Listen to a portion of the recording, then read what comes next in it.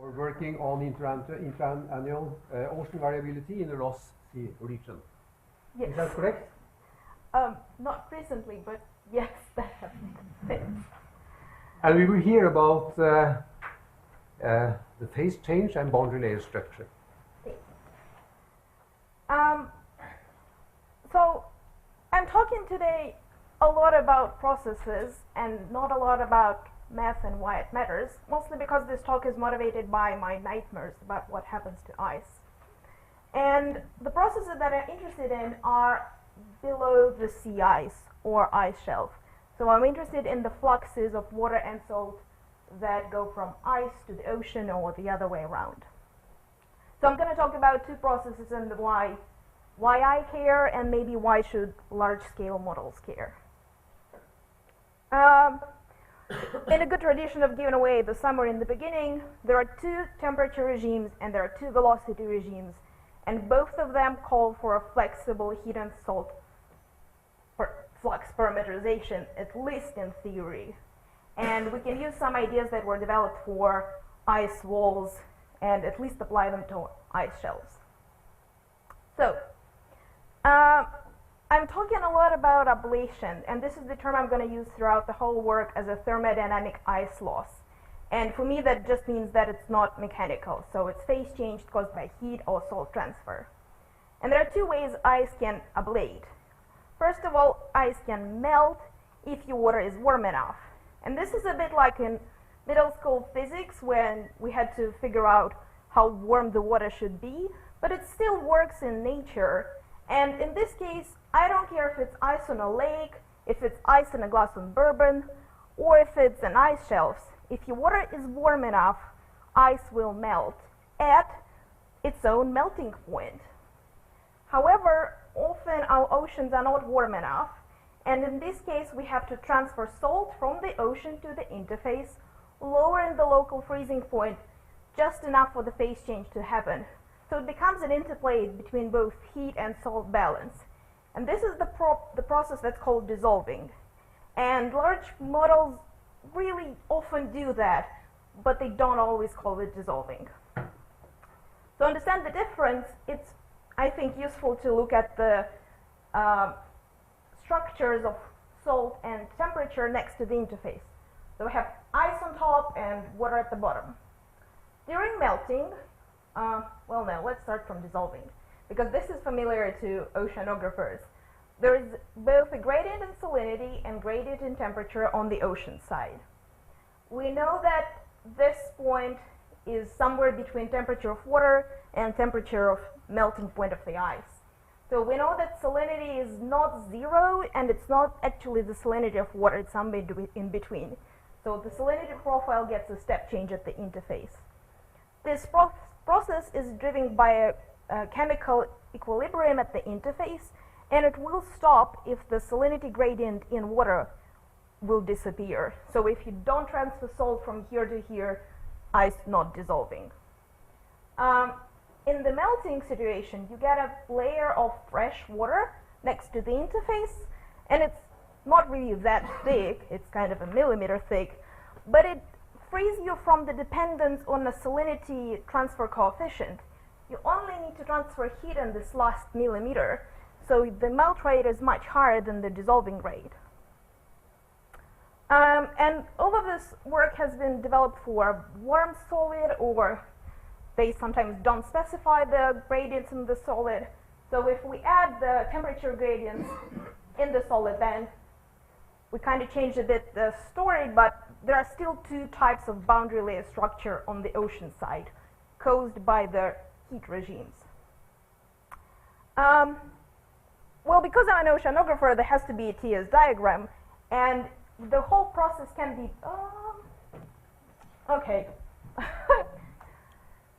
shown on a TS diagram. So I have salinity on the horizontal scale, temperature on the vertical. And if your water starts somewhere here, so it's warm water, and your ice shelf is here, then this water will cause melting of the ice shelf. If your water is colder, it will cause dissolving of the ice shelf. And there are some theories for laminar convection from Wells and Worcester, and they show the transitions transition region in the middle of two regimes, and they actually calculate two limits for the temperature. And there are several points to be made here. First of all, most of the sea ice is dissolving, thankfully. Some of the ice in this transition area and some of the ice shelves are in this transition area, especially the warm cavities, where we get circumpolar deep water up in the ice shelf cavity and it touches it somehow. Some of the glaciers in Greenland, in fjords, actually meet water that is +6, +7, so they are already melting. And, well, where the nightmare is coming from is that more ice will be melting in the future, and I have no idea how it will be shown in the models. And, well, because most of you are probably interested in the sea ice, the whole theory scales to the sea ice, so you just shift your point of melting, and all of the lines shift, but there are still, again, two regimes caused by the temperature change. And there are several existing solutions for that. It started from a diffusion of magma in chambers, and there were no directional constraints on that work. And then for laminar compositional convection, it was a wall solution. So it actually works for an ice shelf termini or glacier termini, but that's a very specific place to be interested in. And both of these work agreed that the melting rate is much larger than the dissolving rate. There are also some works in turbulent compositional convection with floor and wall solution. So floor is not our case, but the roof is what we would want. And these works, they rely on the compositional convection that is made from the smelt water that's coming out from the floor or from the wall, and it's not happening with the sea ice on top. So there are some solutions, but I'm rotating the works a lot in this project. And one of the only real solutions that actually says, hey, ice is melting, comes from Dirk Knotts about dissolving false bottoms in the turbulent conditions. And he actually showed that the interface temperature is dictated by the salt rate transfer to the interface. And his interface temperature is actually warmer than the water temperature because there is this heat flux through the solid. So that means that his false bottom was warm, it spent some energy to dissolve itself, and then it also gave the energy to the ocean, which to me is completely crazy. But he points out that this is a common feature in all of the ice-ocean models, and this double diffusion coefficient basically makes all of the models scale like dissolving because there's always temperature.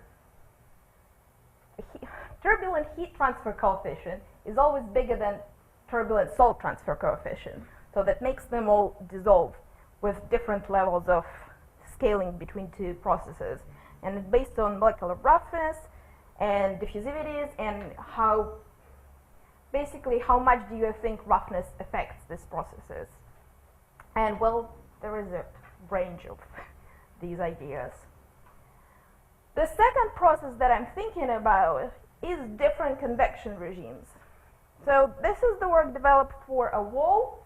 There's a wall here, which was blue, and it causes a buoyant flux.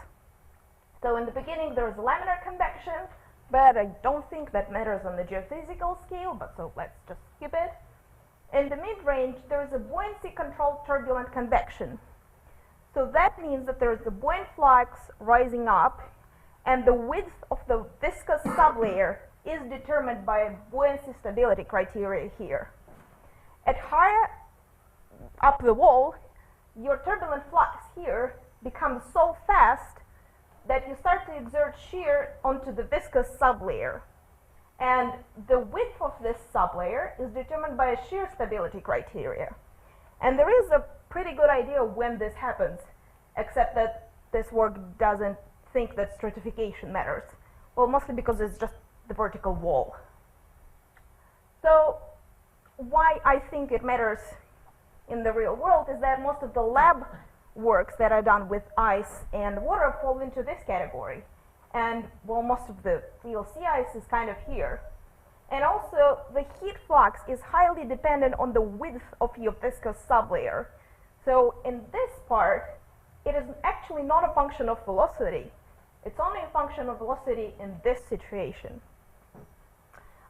This work against from Wells and Wooster really compares well with work from Grossman and Lochs, who were talking about dissipation of energy and scaling between Nusselt number and Rayleigh number.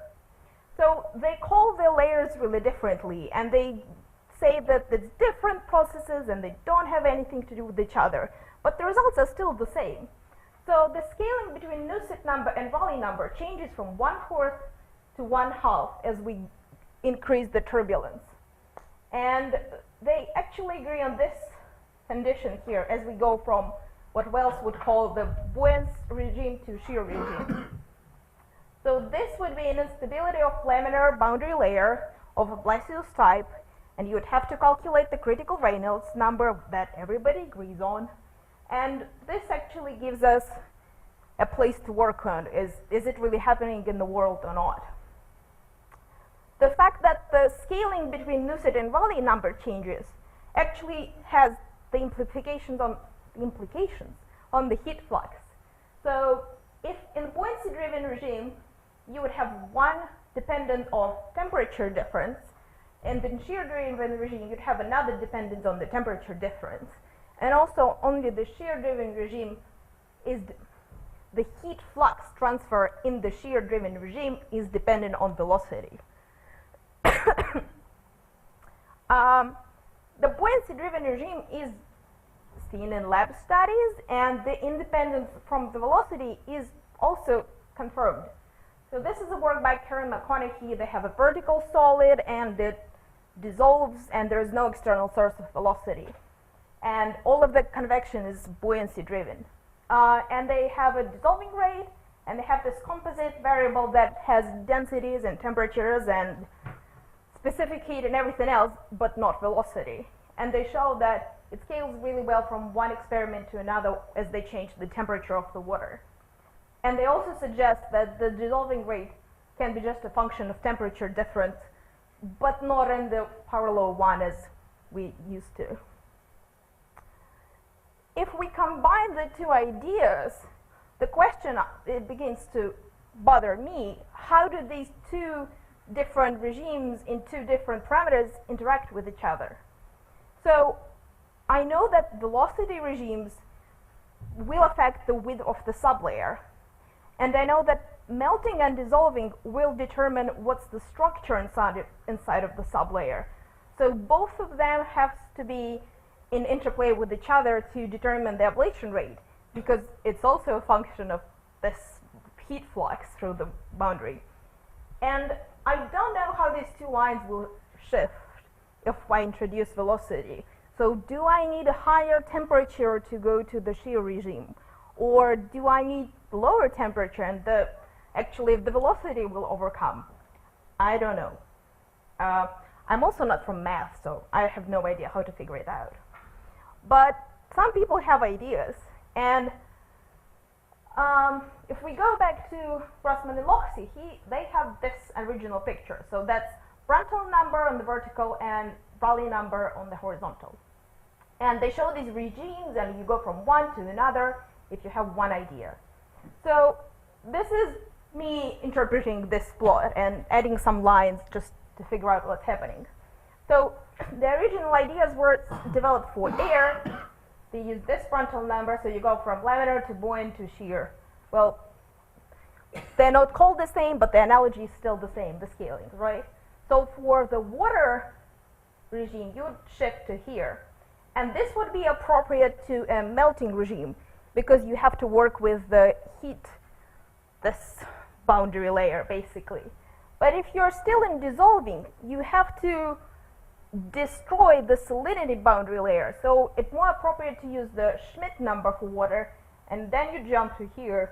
So for dissolving, you'd need a higher Rayleigh number than for melting to go from buoyancy-driven regime to shear-driven regime, or controlled, however you want to call it.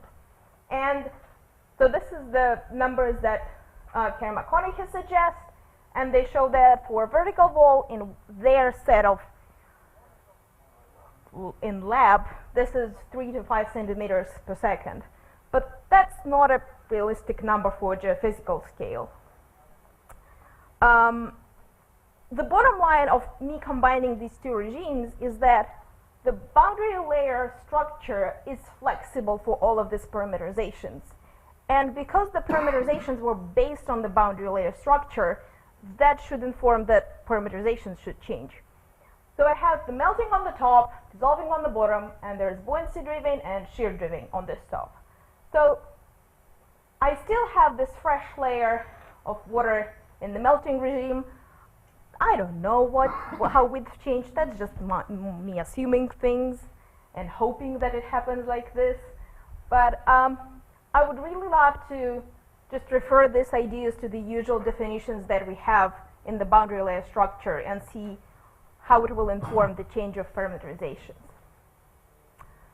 What about freezing? Because it also happens, and if we introduce this, how it will correspond to our velocity regimes. So the brine rejection will make the buoyancy structure unstable. This, I think, will shift the transition from buoyancy control to shear control to low velocities.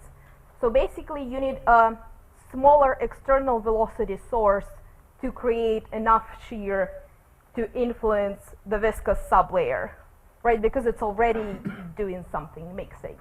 And McPhee suggests that heat and salt transfer coefficients should be actually equal in this situation. And we kind of know that freezing in normal and supercooled conditions probably should be different from each other. But the bottom line is that freezing is really not the opposite of melting and not the opposite of dissolving. And we can't just slap a minus on either of those. It's going to be the third parameterization for freezing. And in theory, there is a spectrum of solutions for ice-water interface. So I have my velocity on the vertical axis and temperature on the horizontal axis, and that's freezing, dissolving, and melting, buoyancy-driven, shear-driven. Do you see any lines? No. No. Oh, it's so pretty in here. You should just believe me.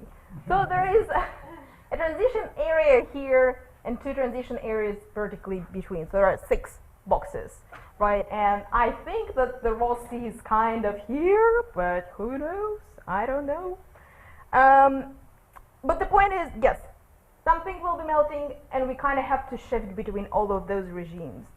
And if we follow very strictly the definitions that regimes suggest, that means that there are a lot of models that describe a shear-driven dissolving, and there are some of models that describe buoyancy-driven dissolving. But the melting is not covered at all. Yes. But that's in theory. So why do I care and why did I go there? I was working with a set of observations. So that was in mooring in the post ice shelf, through the Ross ice shelf, I should really say, really close to the front. I have temperature, velocity, and ablation records from this Coleman High mooring for about 5 years. And the records that we're going to be looking at are from this block of instruments. There were about 10 meters under the ice shelf base. And this is the data that may be familiar to somebody because Craig Stewart has been working with that for a really long time now. So, following my definitions, the post-ice shelf cavity is dissolving, thankfully. So I show here in the blue the temperature from the record under the ice shelf. In red is the temperature from the sea surface. That's every area averaged from this red box. And it's dissolving, we good, all of the models should be describing it really well. There is some multi-year variability, and it really follows the surface line really well. So the surface temperatures really inform these peaks here, but I guess that's another story. So what we were trying to do is to see how the interface balance in the ice-ocean models would deal with this data, because that's 10 meters away from the interface, that's inside of the model grid box. So we used ice-ocean models with a 3-equation balance. And there is a heat balance, a salt balance, and a freezing point. And I do want to point out, so the melt rate or the ablation rate is A here and A here. And in theory, this can be describing both melting and dissolving. if the salinity gradient over your top model grid box in the ocean is 0. So then this stops working and it's only a function of heat balance. But of course you'll never get a salinity gradient being 0 over 10 meters. So it only works for as dissolving, I guess. And the models don't really like to show the boundary layer structure they're assuming, but one of their good examples comes from Jenkins and Bombush. And they show two regimes that they call melting and freezing. So there is a salinity gap here at the interface, and the salt transfer coefficient is much slower than heat transfer coefficient. So even though it's not explicitly called dissolving, I'm going to say it's dissolving, and actually all of the three equation ice ocean models describe dissolving. The area that I'm at, this is the Frost Island? Yes. The mooring was here, and this whole area is a very high ablation region. So even though the Ross cavity is a cold cavity, this particular region will show high melt rates that are specific for this place only. So this is the averages over area, annual mean basal rates, and these are the profiles that were made by radar with Craig Stewart. And you can see that, so in summer it goes up to 50 meters per year, the rates, and the annual mean are around 6, 4, well, depending on where you are, and I'm here again, there's a cross. We've chosen, again, three equation balance. We're not running the whole models, we're just forcing the parameterizations with my set of data, because that's what parameterization would get, being a parameterization. And we've chosen a different bunch of parameterizations, and you can group them into the constant gamma, the velocity dependent, and dissolving and buoyant conditions. So that is explicitly just saying what it expects you to do.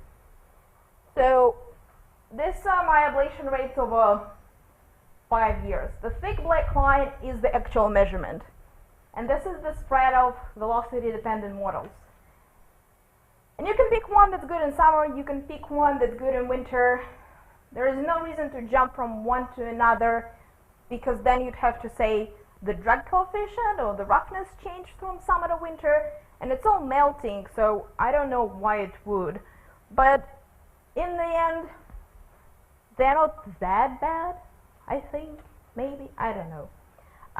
The velocity independent parameterizations kind of go flat in the winter. So there are two green ones that don't have velocity, and I've left us to velocity dependent to show the difference in behavior.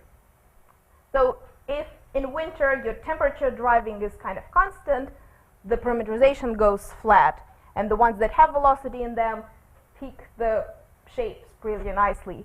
And I mean, this is pretty incredible to me that they actually peak up the shapes in winter, but then you have to say, what were you doing in summer? What was happening? And here it's a bit closer. So two velocity dependence really followed well in winter, but in summer, and that's the second year, the second half of the summer, the observation kind of falls off and starts to be lower than these models. So we've tried to see what is actually a seasonal signal in our data. And well, because the differences in gammas was the velocity dependence, we looked, is there a seasonal signal in velocity? And there really isn't. So that's a smooth velocity record, but it's the same kind of smoothness that all of the ablation rates. And again, the shapes in winter are kind of following each other, but there isn't much happening in the summer to say, oh, it just completely dropped. There's still good tidal activity there. What we did find a seasonal signal in is stratification. So this is the salinity record from the top instrument. This is the velocity record, and the red line on top is the smoothed one. And if you combine two of them, you calculate the Richardson number, and it really does show a nice seasonal signal. So the critical Richardson number is 0.25. Below that, there it is. That's a shear-controlled regime. Above that, that's a buoyancy-controlled regime. And, well, that follows it pretty nicely. I have shear in winter and buoyancy in summer. Can we now calculate the critical number? Where do I jump from one to another? What's happening?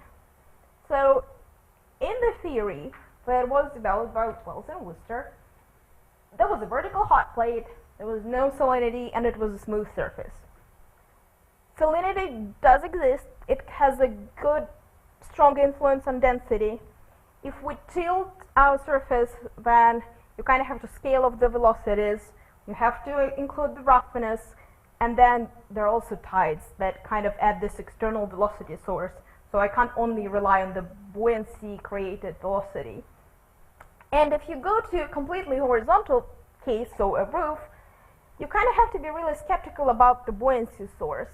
And it won't create a buoyancy velocity if it's completely flat, horizontal, not rough.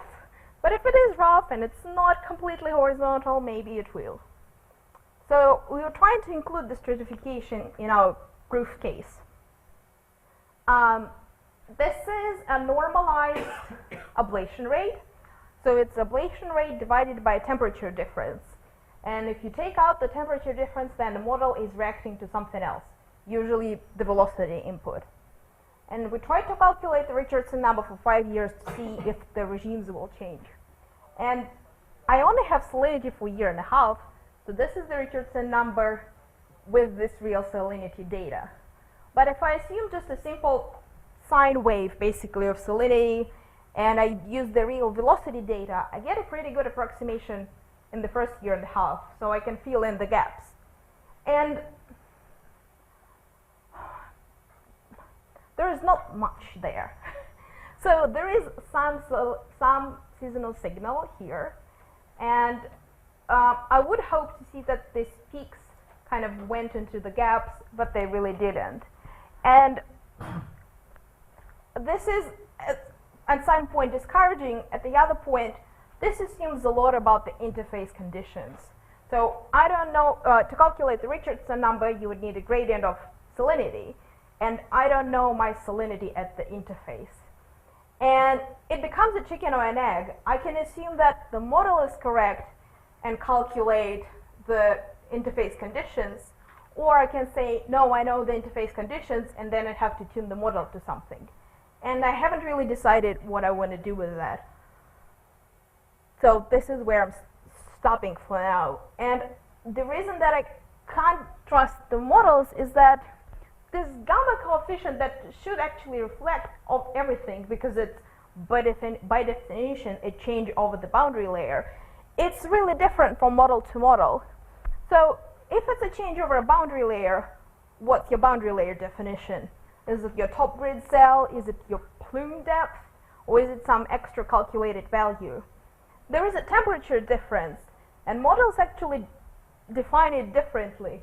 So it may be the temperature of your mixed layer minus the temperature of ice. Maybe it's the freezing point of your mixed layer. Maybe it's your freezing point of your interface salinity. And this actually introduces quite a huge error. There is some fighting about, is it a constant multiplied by velocity? Is it should be function of velocity multiplied by velocity, also a constant? And the models spread out, and you can't really say which one is good or not. If there is a velocity to multiply by, okay, what is that velocity? Is it velocity that was a mean of a plume? Was it the measurement next to the interface? Was it on some distance of the interface or your top grid cell? And then we kind of have to include the drag coefficient, which also differs very much from work to work. And this double diffusion ratio is, I don't even know how to deal with it. And they all seem small and petty and like I'm complaining, but they do add up to a big spread in the models. So this is the cumulative 5-year ablation. The black line here is what the observation showed. And this is the spread of the models. So there's not even a trend between them. So this model is velocity dependent, and this model is velocity dependent. And also, is there one? Yeah, this Helmer and Olbert, that's just multiplying things by a constant. And it ends being the closest to the observations, which drives me nuts, as you can tell. One of the other parts of this where just my hands go down is this velocity dependence of observations. So I was referred a lot of times to, oh, just go look at the McPhee's work. Sure. He shows that this is the Reynolds number and this is his magical Stanton number. And he's trying to make a point that all of these dots of the observations are on one line. And because of that, it really should be a Stanton number as a constant multiplied by velocity, and not a Stanton number as a function of velocity multiplied by velocity. The fun begins is that the temperature difference here is, again, the mixed layer temperature minus the freezing point of your mixed layer. So there is no interface condition inside of this. There's also a friction velocity inside of the definition of the Stanton number he has. And there's also a vertical velocity fluctuation instead of the horizontal one that we usually use in the models. So while this result is really nice, I'm not sure if it's applicable to any other type of the observations and what we are usually doing. And this plot, again, 4 dots that are a mean of a program. I don't know. Okay. But I do want to point out that I don't know how this Reynolds number corresponds to the magic 420 that I was talking about, but this whole data is below that thing. So if it's comparable, then it was in the buoyancy-controlled convection, then I don't even think that we should be multiplying it by this velocity. But what do I know? All of the ideas that I was talking about today are in different models in one way or another. So this is a busy plot. We're going to go through it for part to part. But I found that sorting the models is actually helpful if you go to a parent reference. So if they all assume this one thing in the beginning, they're kind of talking about the same regime. And a lot of the models, well, there's Helmer and Norbus who just constant coefficient. I know they're dissolving. I cannot tell you anything about their velocity ideas in there. This big group of models. So Wonyan and Egoman, 1971, say that gamma describes an integral change over a fully turbulent boundary layer that's made out of 2 layers. And viscosity has no effect on the turbulence, and actually it's a pipe with really high velocities inside of that. So as models kind of cite each other, they add things, the stratification, roughness, and everything else.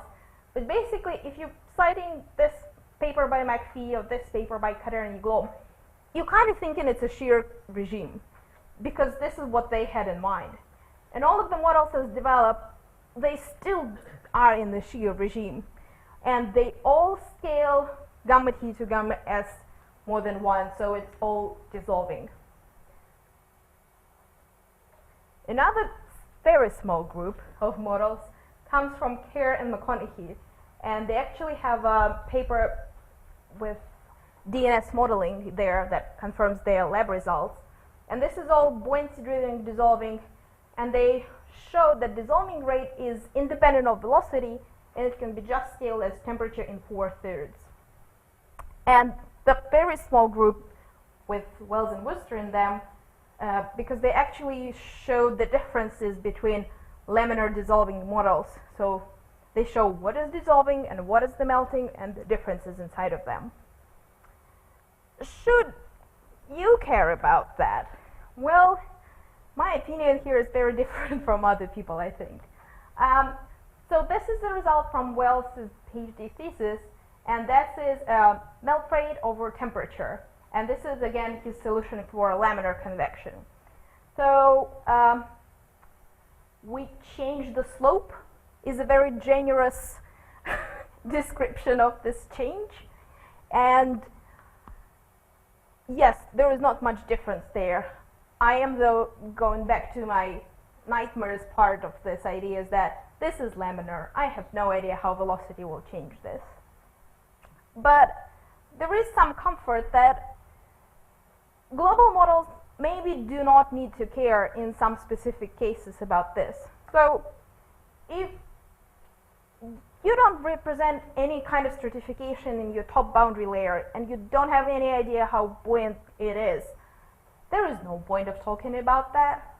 Or if you want to describe a dissolving world, so if you're focused on the sea ice, if your model is tuned to observations from the 20th century, you are good to go with this relationship with gamma T to gamma S. And if your global averages actually matter most to you and you don't care if its model is +5 from observations here, -10 from observations there, it will all even out in 100 years, just don't. Stop thinking about this. But I do think there are some cases where you should be thinking. So if somehow you go into resolving the stratification in the top part of your boundary layer, do you have a local turbulence closure model, or do you actually have a small enough grid cell resolution? Or if you want to move into the melting world, so there won't be any sea ice left in the melting world. So by the time the temperature is +5, all the sea ice is melted away, thankfully, or dissolved away, I should really say. But there will be still ice shelves left. Oh, I think so. And they will be melting quicker than we think they do. And in this case, you would really need to shift the model to melting, in my sense of melting. And because I don't know how velocity affects this, I actually don't know if you would need the velocity regimes in that. But also another point is that if you care about the regional differences, if your science question is how different is this part of the Ross Sea to this part of the Ross Sea, then the velocity and the buoyancy and the melting and the dissolving, all of that will matter a lot. So in summary, I was very quick today and efficient. We need to build a theory that will allow all of the smooth transitions between all of the regimes. So that was from part A. And we won't know if we need to include all of that until we actually measure all of the combinations of the regimes. So I would really like to measure all of the things as a profile at the top part of the boundary layer and then say if we care or not about this. And the point that I want to bring up for everybody to think is how to deal with ice that will melt, because at some point we will have to deal with it. Thank you.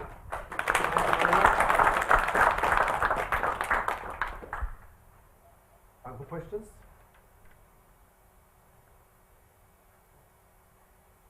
Yes, please. Not so much a question, it's an additional layer of complication to your problem. So when you're looking at the ice shelf case, you look at various different parametrisations of the ablation. Okay. And at one point you said, well, you think the roughness won't change very much. But all these models are assuming a flat interface, right? No, there is a friction velocity. So that's the velocity multiplied by drag coefficient. Sure. But okay, it's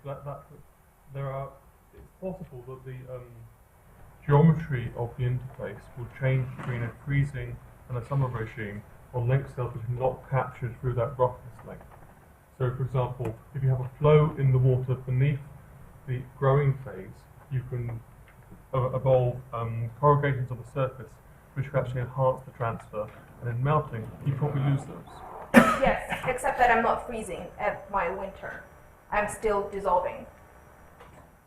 So I don't have a freezing case at any time over the 5 years. It was never growing, it was only ever ablating. Yes. Okay, right. And I don't know if ablating slower and ablating faster is a good motivation to change the drag coefficient. Well, ablation, whether it's dissolving or melting, will tend to smooth out the interface anyway.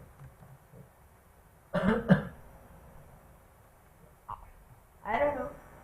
Well, it will. I don't know anything about this, but... Does what you study have any impact on the biological side of ice? I haven't been thinking about biology at all. I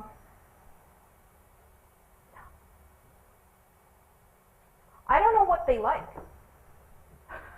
I think if they would like calmer conditions, that they would like a buoyancy controlled regime, because then you're basically saying that in a horizontal case, if you're melting a lot, ablating a lot, you're pushing away the shear water by this creation of this mixed buoyant layer on top. So then I don't know what biological things like. Sorry. Geology. Oh no. Then at that part I don't know at all. Yes, please.